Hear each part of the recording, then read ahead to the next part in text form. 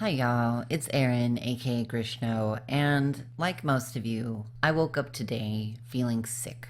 It was a bad day for LGBT people in the state of North Carolina, and specifically transgender people.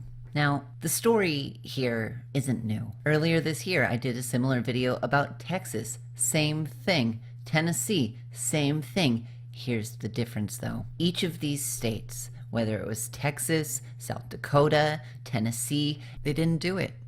I'm not going to go into too many details, but basically this was a statewide bathroom bill in response to a city in that state passing a non-discrimination ordinance.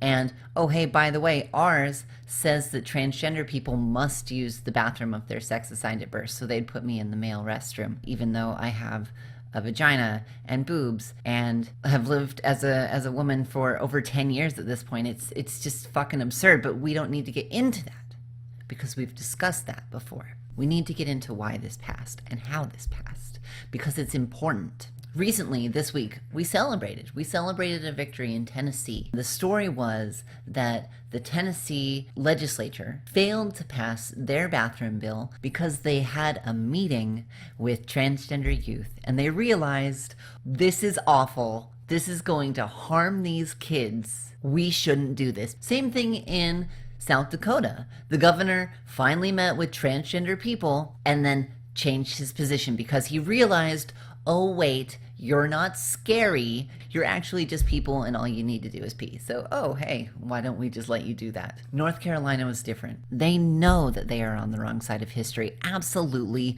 100%, and they're acting like it. The bill was introduced at 10:05 in the morning. So that was the first time that lawmakers had a chance to actually read the text of the bill. And I've read the text of the bill. It's hard, it's confusing. It's a lot of legalese and things like that, but I've had experience with this and I was able to get through it, but it took me more than 5 minutes. And then debate started. Advocacy organizations weren't able to be there. The public wasn't able to come because the legislature wanted to be sneaky and slide this through very quickly. Within a few hours, this had passed the House in South Carolina and had moved on to the Senate. And in the Senate, the Democrats staged a walkout. They said, this is unfair, this is awful, this is discrimination at its most pure and evil, and we won't have any of it. And so they walked out. And so the bill passed unanimously. So it passes the Senate and then goes to the governor. Look at that asshole right there. Look at him. Look at fucking Pat McCrory, Republican, North Carolina. You can tweet him. You can tweet him right there. Tweet at him and let him know what a jackass he is. I mean, use nicer words and stuff. But basically, so he gets the bill and he signs it the same day.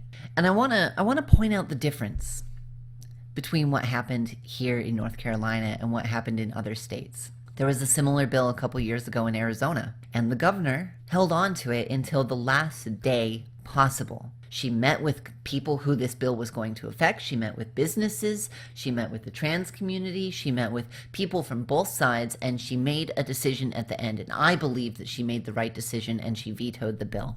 The South Dakota governor did the same thing. He held on to it because he realized this is an important issue. We are literally prescribing where people can use the restroom. This is something that is going to affect people on a daily basis, multiple times a day. And they weighted it appropriately. This didn't happen in North Carolina.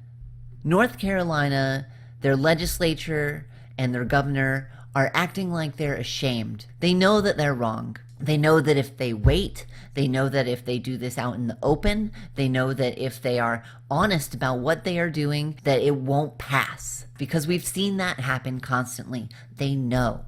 This is the type of behavior that you engage in when you're ashamed, when you know something's not right, when you know you're not supposed to do something, but you're having a knee-jerk reaction and you're gonna do it. You're gonna be impulsive, and it's barbaric.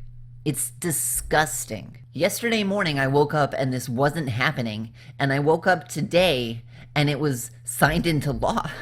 That's how fast this happened. We're in unprecedented territory. This bill is meant to criminalize being trans. It is meant to make the lives of everyday, hardworking transgender people harder. So what happens if this goes to the Supreme Court, right? Right now we only have 8 justices and it's split 4-4, 4 on the left, 4 on the right. The amount of things that are at stake in this election is intense. If we come down and we're 5-4 again, we might get national precedents saying this kind of bill is okay. And that's terrifying. That's terrifying. This could affect hundreds of thousands of people just because they're trans. Just because they're trans. Make no mistake about what this bill is. This bill is hate. This bill is a knee-jerk reaction. This bill criminalizes the existence of transgender people. That's what it's designed to do. Make no mistake. Pay close attention to what's happening here because it's important, because it's going to make a difference in people's lives. And get involved. Do whatever you can. If you're in North Carolina, talk to your representatives. If it's boycotting businesses that are from North Carolina, do it. Do whatever you can. But if you don't do anything, then you are just as guilty as these legislatures and Mr. Pat McCrory here. And until next time, I'm Grishno. And I'm fucking sick of this shit.